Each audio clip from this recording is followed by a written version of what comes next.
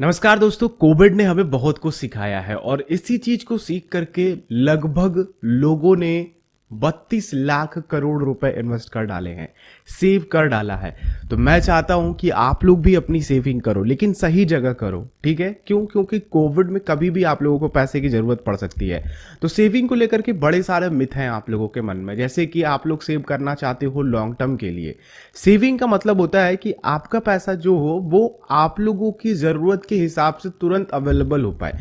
जो भी long term के इन्वेस्टमेंट होते हैं ना, वो आप लोगों के प्रॉपर गोल्स के लिए होते हैं। सेविंग का मतलब होता है कि आपके उन खर्चों को पूरा करना जो अनएक्सपेक्टेड हो, जो कभी भी आ सकते हैं, जैसे कि हेल्थ इमरजेंसी आ गई, ठीक है, या फिर कहीं किसी का एक्सीडेंट हो गया, कभी कहीं किसी को पैसे देने हैं, या फिर कहीं आप लोगों को ऐसी प्रॉपर्टी पसंद आई जिसकी आप लोगों को डाउन पेमेंट करनी है, लेकिन आप लोगों के पास पैसे नहीं है।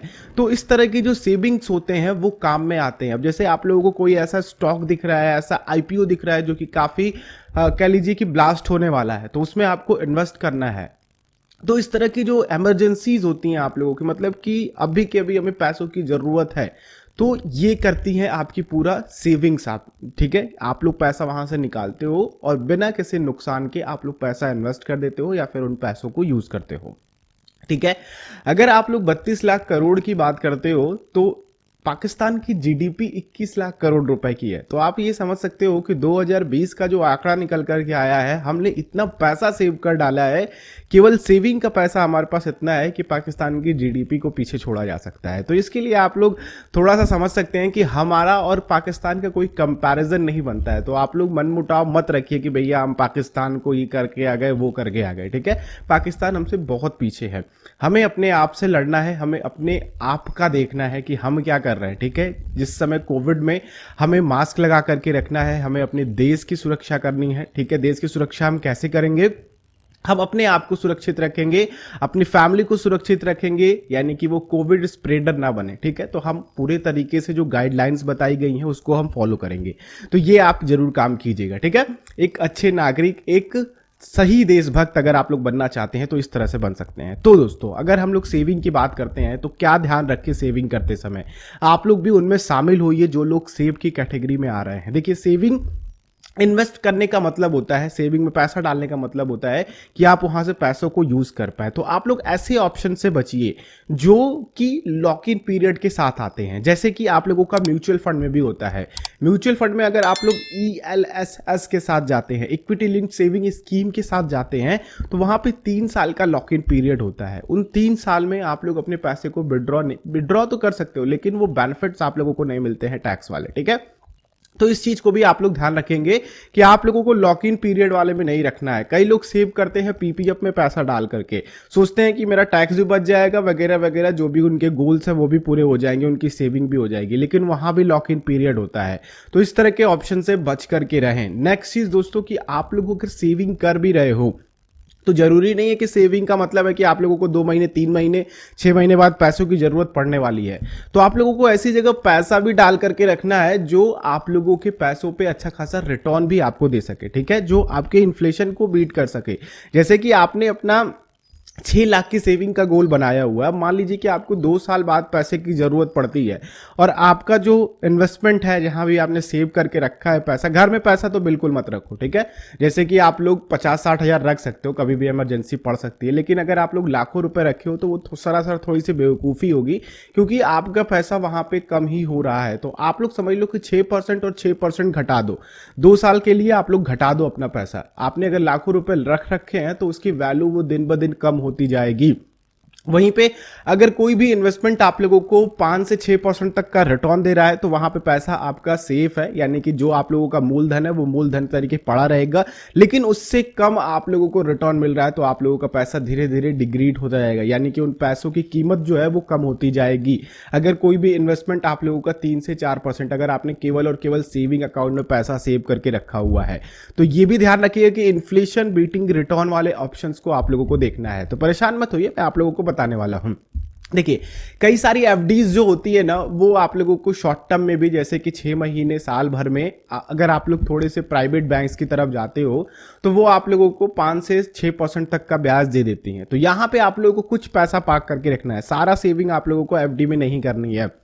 ठीक है, कुछ आप लोग एफडी में रख लो। दूसरी चीज दोस्तों कि आप लोगों के सामने है म्यूचुअल फंड के ऑप्शन, जिसमें आप लोगों को डेप्ट फंड मिलते हैं। डेप्ट फंड काफी बेहतरीन ऑप्शन होते हैं। एक तो आप लोगों के अगर लॉन्ग टर्म में लेकर के जाते हो तो इसमें शॉर्ट टर्म कैपिटल गेन और लॉन्ग टर्म कैपिटल गेन के टैक्सेस काफी ज्यादा हेल्पफुल होते हैं अगर आप लोग मैक्सिमम टैक्स ब्रैकेट में आते हो। तो यहाँ पे शॉर्ट टर्म और लॉन्ग टर्म कैपिटल गेन्स लगते हैं, तो यहाँ पे टैक्स बेनिफिट भी आप लोगों को मिल जाएगा। साथ ही दोस्तों, अब डेप्ट फंड में आप लोगों को ऐसे बहुत सारी कैटेगरीज हैं जहां पे आप लोग पैसे डाल सकते हो, लेकिन थोड़ा सा रिस्की भी होता है। लेकिन हमें क्या करना है कि हमें ऐसी जगह सेव करना है जहां से हमारा पैसा भी सुरक्षित हो और हम जब चाहे तब उनको निकाल करके यूज कर सके। तो आप लोग क्या कर सकते हो कि लिक्विड फंड्स को चूज कर सकते हो। Ultra short term liquid funds होते हैं, ओवरनाइट के लिक्विड फंड होते हैं। ये आप लोगों को काफी बेहतर रिटर्न निकाल करके देते हैं आप लोगों के बचत खाते से, या फिर आप लोग कह लो एफडी आरडी से कंपेयर करते हो। तो मैं आप लोगों को क्या सजेस्ट करना चाहता हूं कि आप लोग अपना कुछ पैसा एफडी में रखो, ठीक है, और कुछ पैसा आप लोग इस तरह के लिक्विड फंड्स में रखो, जिससे कि आप लोगों को बेहतर रिटर्न भी मिल सके और जब भी आप लोगों को उन पैसों की जरूरत पड़े तो आप लोग उनको यूज कर सको और मुझे थैंक यू बोल सको कि हाँ रवि, तुमने बताया था, हमें अच्छा रिटर्न भी मिला और हमारी जो सेविंग है वहां से हम अच्छे रिटर्न भी कमा रहे हैं। तो ये कुछ चीजें हैं जो ध्यान रखिएगा। बाकी कोविड को ध्यान में रख करके एक चीज और मैं आप लोगों को बताना चाहूंगा कि इंश्योरेंस पॉलिसीज आप लोग जरूर लीजिए। आप लोग अपनी फैमिली के लिए या फिर अपनी खुद के लिए एक कह लीजिए कि फैमिली इंश्योरेंस भी आता है जिसमें आपके बच्चे वगैरह सब कवर हो जाते हैं। तो एक हेल्थ इंश्योरेंस इस तरह का आप ले सकते हैं और कोविड कवर ले सकते हैं। जैसे कि बाई चांस कोविड हो गया, एक बड़े इलाज की आपको जरूरत है, वेंटिलेटर वगैरह पे अगर आप लोग प्राइवेट हॉस्पिटल्स में जाते हैं तो आप लोगों के लाखों रुपए खर्च हो जाएंगे।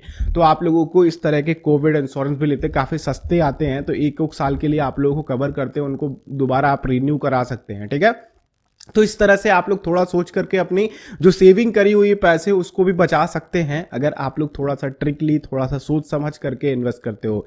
बाकी हेल्थ इंश्योरेंस ले लीजिए, लाइफ इंश्योरेंस जरूर लीजिए, टर्म इंश्योरेंस जरूर लीजिए, जिससे कि है क्या कि आपके ना होने के बाद बाई चांस किसी तरह की घटना हो गई तो अगर आप यहाँ पे नहीं रहते हो, इस धरती पे नहीं रहते हो, तो फिर आपकी फैमिली फिर किस तरह सर्वाइव करेगी। तो इसके बारे में भी आप ही को सोचना है। ठीक है, तो आपको हेल्थ इंश्योरेंस के साथ साथ लाइफ या फिर टर्म इंश्योरेंस भी जरूर लेना चाहिए।